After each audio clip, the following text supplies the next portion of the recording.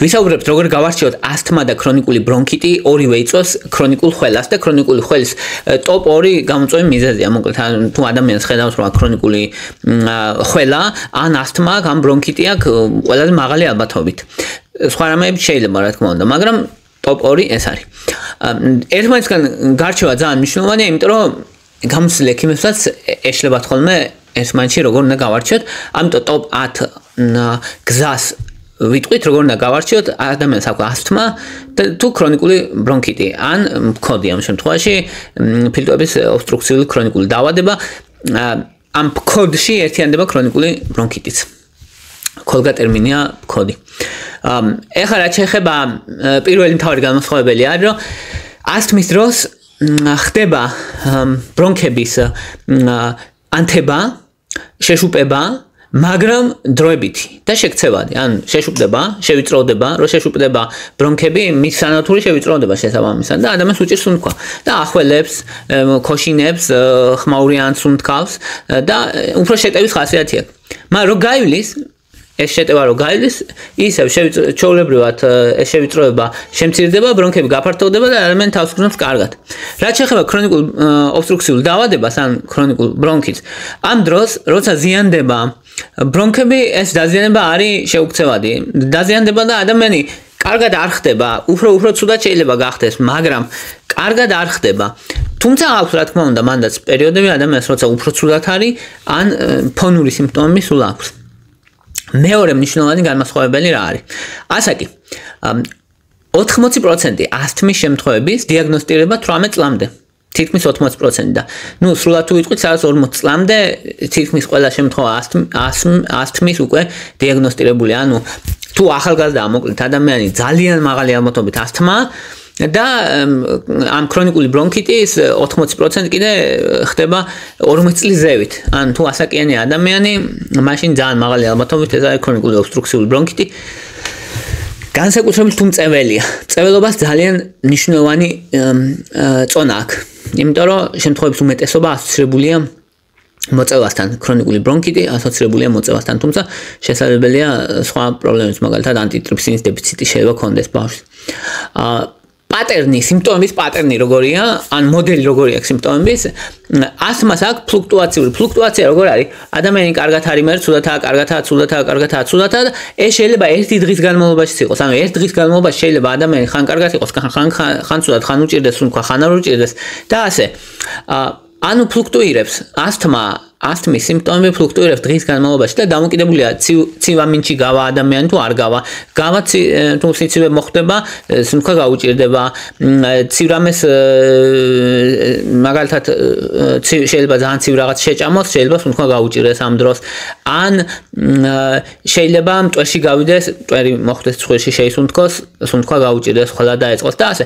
ეს ასთმა, მაგრამ ან ვარჯიშოს, ვარჯიშიც ერთ-ერთი მთავარი ტრიგერია. მაგრამ ქრონიკული ობსტრუქციული ბრონქიტი უფრო არის მუდმივი ხასიათის, ადამიანს უჭირს სუნთქვა, ფიზიკურ აქტივობაზე ქოშინეობს, თუ ძალიან დაიტვირთება მაგიტო და არა იმიტომ, რომ ფიზიკური აქტივობა დაიწყო. ასთმის დროს უბრალოდ ტრიგერია ფიზიკური აქტივობა, განა არ შეუძლია, ანუ შეიძლება გაერბინოს 5 კილომეტრი, მაგრამ მე შეიძლება მთელი საღამო ახველებდეს და სუნთქვა უჭირდეს. არა იმიტომ, რომ მის ორგანიზმს არ შეეძლო ეს, არამედ იმიტომ, რომ უბრალოდ ბრონქები შეიკუმშა. ამ დროს ქრონიკული ბრონქიტის გამო პირიქით არის, ანუ ადამიანი ვერ გაირბენს იმ 5 კილომეტრს, იმიტომ რომ ქოშინი დაიწყება. და ასევე უფრო სტაბილურია სიმპტომები. სტაბილურად ახველებს, სტაბილურად ნახველი აქვს, სტაბილურად ფიზიკურ დატვირთვაზე სუნთქვა უჭირს. მეოთხე მნიშვნელოვანი განსხვავება არის ალერგია.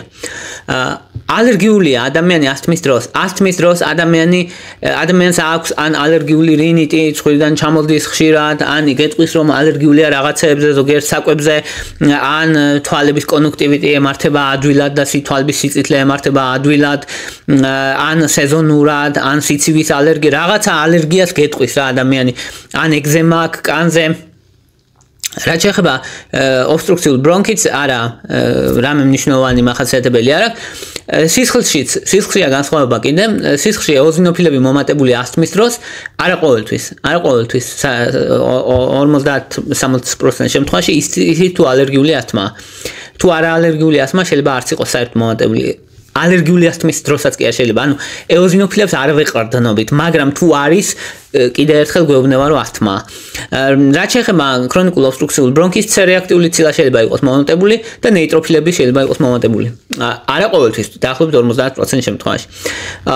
მეხუთე მნიშვნელოვანი განსხვავებელი არის რეაქცია ბრონქოდილატატორებზე. მოკლედ ასთმის შეტევა რომ ემართება ადამიანს თუ ბეტა-2 აგონისტებს შეისუნთქავს, ინჰალატორებია შესასუნთქი, თუ შეისუნთქავ, კარგად ხდება ადამიანი და ამოსუნთქვა უმჯობესდება მინიმუმ 12%-ით. და ეს არ ხდება ქრონიკული ობსტრუქციული ბრონქიტის დროს. შეიძლება დაეხმაროს ცოტათი, მაგრამ მნიშვნელოვნად არა, მნიშვნელოვნად არ ეხმარება ეს ბრონქოდილატატორები. ხველის ბუნება არის მეექვსე განმასხვავებელი. ასთმის დროს ღამე ხველა არის მნიშვნელოვანი, მშრალი ხველა უმეტესად, ძალიან მინიმალური რაოდენობით შეიძლება იყოს ნახველი, ძალიან მინიმალურით. და ისიც რაღაც ფაქტორების მიერ არის ტრიგერირებული, რაღაც გავიდა სიცივეში, ან რაღაცა ისა ივარჯიშა, ან რაღაცის გამოახველებს მოკლედ რა, მკვეთრად არის გამოხატული აქ ტრიგერი. რაც შეეხება ქრონიკულ ბრონქიტის დროს არა, ხველა არის პროდუქტიული, ან ნახველი აქვს და ეს ნახველი მომწვანო, მოყვითალო ფერისა, უფრო სქელია, ადამიანს ამოხველება უნდა, უფრო მძიმე მდგომარეობა მოკლედ. მეშვიდე განმასხვავებელი არის რენტგენი. რენტგენისას ასთმის დროს ფილტვების რენტგენი როგორც წესი ნორმალურია, ცოტა შეიძლება იყოს ჰიპერინფლაცია, ანუ ჰაერი იყოს, ნარჩენი ჰაერი იყოს ფილტვებში მეტად და ეს შესაძლებელია. იგივე ითქმის COPD-ზე, ან იმაზე ქრონიკულ ბრონქიტზე, მაგრამ ქრონიკულ ბრონქიტზე უფრო ხშირია ეს ჰიპერინფლაცია, ანუ ნარჩენი ჰაერი, რომელსაც მე ემფიზემას ვეძახით, რომელიც აფართოვებს ფილტვებს და ვეძახით ჩვენ ემფიზემას.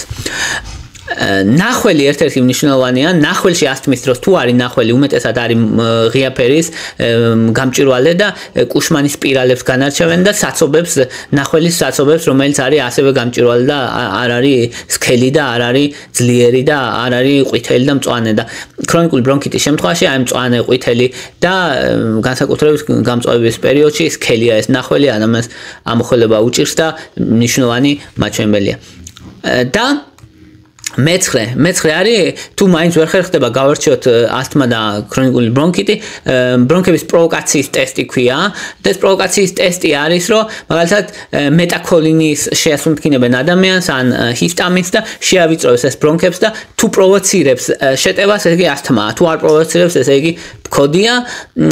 ასევე მნიშვნელოვანია თუ კი კიდევ ვერ ხერხდება, დღის განმავლობაში რამდენჯერმე იზომება სპირომეტრია ადამიანის ან ეს peak expiratory flow ესე ქვია, peak flow metri ქვია და მაგით იზომება ამოსუნთქვა ადამიანის როგორ აქვს და დღის განმავლობაში მოკლედ ხან უმჯობესდება, ხან უარესდება ეგ ასთმა, თუ სტაბილურად რჩება ან ისე ან ასე, ეგ ის არის ბრონქიტია. და ბოლო არის თუ მაინც ვერ არჩევენ, მოკლედ იწყებენ მკურნალობას ასთმის, საინჰალაციო კორტიკოსტეროიდებით და თუ ადამიანი 8 კვირის თავზე ბევრად უკეთესად გრძნობს თავს, მაშინ არის ასთმა, თუ დიდად ეს მკურნალობა არ მოქმედებს, მაშინ არის ქრონიკული ობსტრუქციული ბრონქიტი. ასთმის შემთხვევაში საინჰალაციო კორტიკოსტეროიდები მუშაობს ძალიან კარგად.